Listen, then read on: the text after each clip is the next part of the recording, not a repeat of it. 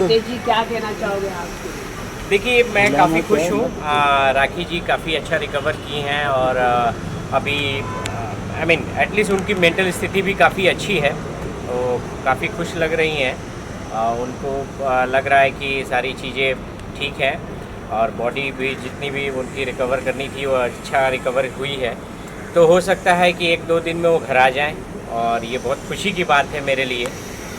And बहुत सारे लोग आप लोग वेटिंग पे हैं, क्योंकि लोगों का मैं देख रहा था न्यूज़। एक बंदे का जो जिसको आप लोग जानते ही होंगे, वो खुद को अपने को लॉयर समझता है, तरह तरह के बयान दे रहा था। पहले आपको मैं बता दूं कोर्ट के बारे में, मैं आप लोगों को बता देता हूं कि ये एंटीसिपलरी बेल है, ठीक है।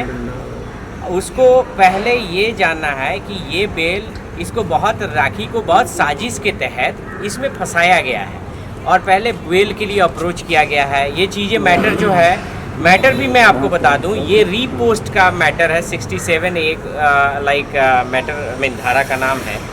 और इसमें क्या होता है ना कि जैसे रीपोस्ट इसने राखी के अकाउंट से हुआ है, उस पर ये सारा मैटर चल रहा है। जबकि मैं कानून से पूछता हूँ, मैं लोगों से पूछता हूँ, 2000 से ऊपर लोगों ने रीपोस्ट किया गया है, तो सिर्फ राखी को और एक शहबाज को ही क्यों दोषी बनाया गया? मैं ये पूछता हूँ।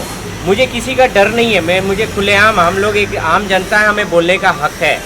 तो आप 2000 लोग से ऊपर ने रीपोस्ट किया है, क्यों राखी सावंत और शहबाज ही क्यों इसमें दोषी पाए गए हैं?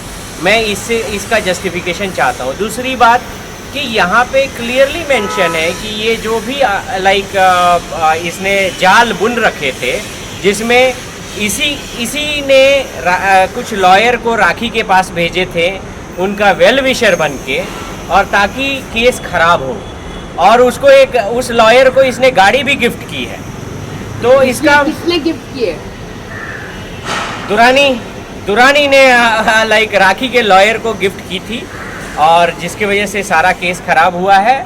और ऑल द वे कौन सा एडवोकेट है? एडवोकेट का वो हम लोग नाम बताएंगे। पहले हम लोग तो पहले हमारे पास देखिए, हमारे पास जो पहले एविडेंस हो जाए, सारी चीज़ें के एविडेंस हो जाए। अभी हमारे पास राखी को बचाना, क्योंकि राखी का हेल्थ मेरे लिए मेन इम्पॉर्टेंट है।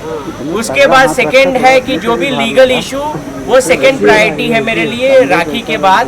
और उसके बाद मैं बाकी लोगों को, मैं इनफैक्ट ये भी बोल रहा हूँ कि आप लोगों को मैं ओपन बोल रहा हूँ, ओपन कैमरे के सामने बोल रहा हूँ, जिस दिन ये हम लोग अश्योर्ड हो जाएंगे कि ये मामला सच है, अभी हम लोग स्टिल कोर्स ऑफ इन्वेस्टिगेशन में है, ये मामला सच है, उस वकील ने सचमुच ऐसा किया है, पक्का है, हम लोग बार काउंसिल, और ये रितेश राज सिंह का वादा है, तुमको बार काउंसिल में लाइसेंस तुम्हारा रद्द करा के रहूँगा, ये लिख लेना। आप नाम तो बताइए।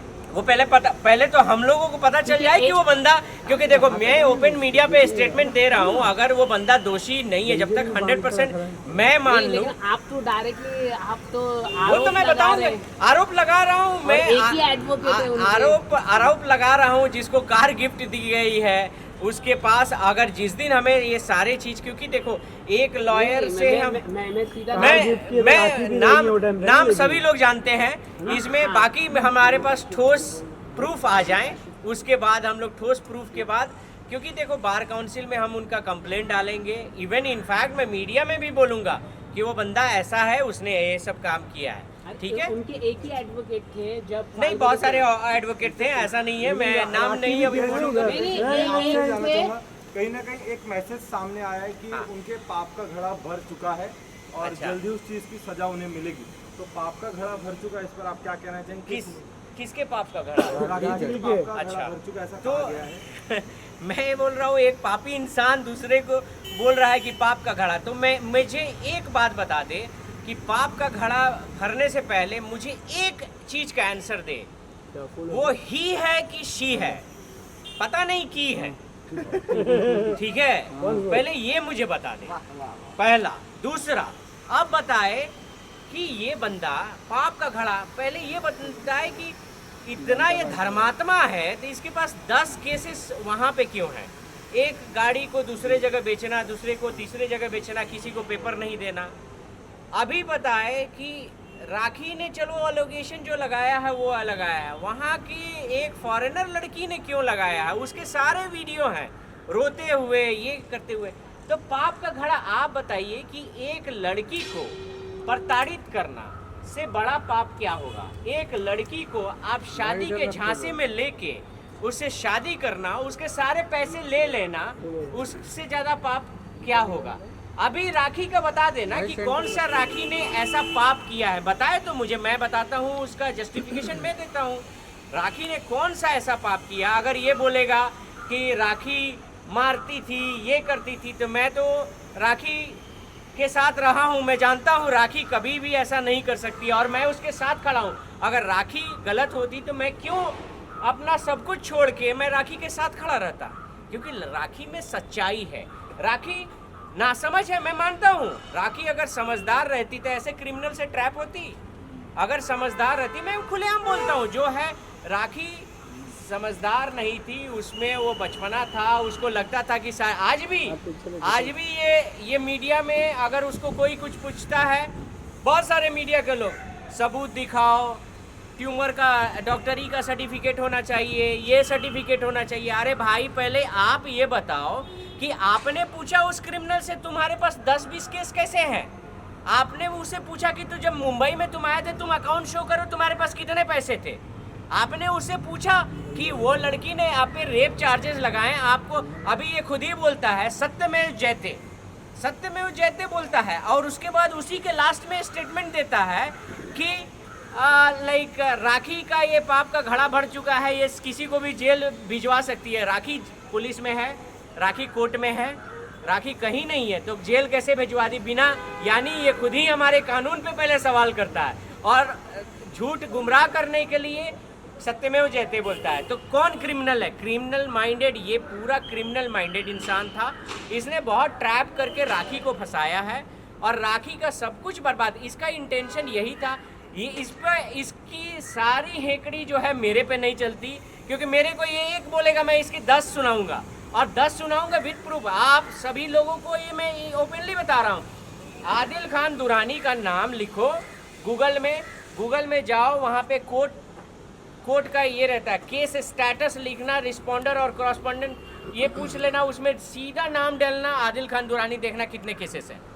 आप इसमें कहीं भी किसी को नहीं जानने की जरूरत है, आप सीधा जाओ उसमें ब्राउज करो, देखो कि कितने केसेस हैं इस बंदे के नाम पे। तो आप बताओ कि इतने धर्मात्मा था, इतना ये दूध का दूल्हा था, तो इतने सारे केसेस क्यों हो गए? राखी जी का बेल भी कैंसिल कर दिया गया है। हाँ, राखी जी का बेल कैंसिल, पहले मैं इसमें करेक्ट करूंगा, वो एबी था, एंटीसिपलरी बेल था, ठीक है।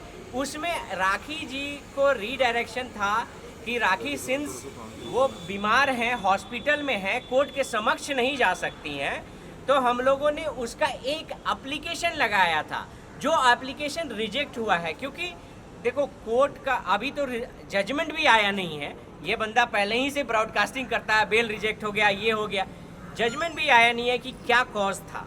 जजमेंट आएगा मंडे, आपको मैं कॉज शो करूंगा, मैं दिखाऊंगा भी कि क्या है। लेकिन आपको ये बात बता दूं कि क्योंकि हो सकता है कि जजमेंट इस हिसाब से वो एप्लीकेशन रिजेक्ट हुआ है ताकि राखी वहाँ पे पेश नहीं हो पाई थी, या उनको क्योंकि कोर्ट के समक्ष सबको भी पेश होना है, वो बीमार हो चाहे जो भी हो। तो ये अभी पहले आ जाए जजमेंट का कॉपी, तो फिर हम लोग आपको डिटेल शेयर। तो हॉस्पिटल से निकलने के बाद क्या राखी जी अपने आप को सरेंडर कर देगी? देखिए, हॉस्पिटल से वो तो कोर्ट का प्रोसीजर है। यहाँ पे सरेंडर जो है, सरेंडर का अर्थ ये नहीं होता है, मैं सरेंडर, क्योंकि मैं क्यों ये बोल रहा हूँ कि आर्गूमेंट में मैं था, सरेंडर इट डजंट मीन कि पुलिस के सामने सरेंडर या जेल जाना, ये वर्डिंग नहीं है। सरेंडर का ये अर्थ है कि आप कानून के कंट्रोल में हो। If you are within the India, within the India premises, you can claim कि आप सरेंडर हो। आप जैसे भी सरेंडर करो, वर्चुअली सरेंडर करो या ये भी करो, तो ये सारी चीज़ें कानूनी उसको क्या पता चलेगी। तो सरेंडर का ये अर्थ नहीं है कि हमें पुलिस में जाके ये करना है। अगर पुलिस में ये बंदा खुद ही कहता है कि मैं माफ़, इसका ये स्टेटमेंट आप देख सकते हैं, मैं माफ़ किया, मैं इसको अब हम लोग इसको नहीं कुछ बोलेंगे, और ये बराबर पुलिस को जाके फ़ोन करता है, मैसेज करता है कि राखी आ गई है, राखी ये करे। पुलिस इसके अनुसार काम नहीं कर सकती है। डू यू थिंक कि पुलिस इसके अनुसार करता है, जो कि खुद ही क्रिमिनल है? ये पुलिस इसके अनुसार थोड़ी काम करे, या कोर्ट इसके अनुसार नहीं काम करे। ये केवल मीडिया को गुमराह कर रहा है, मीडिया को गुमराह कर रहा है। ये बेल रिजेक्ट हो गई, कौन सा बेल, इससे पूछो कि कौन सा बेल रिजेक्ट हुई है, क्या बेल है, क्या रिजेक्ट हुई है, तो कैसे इसको पता है?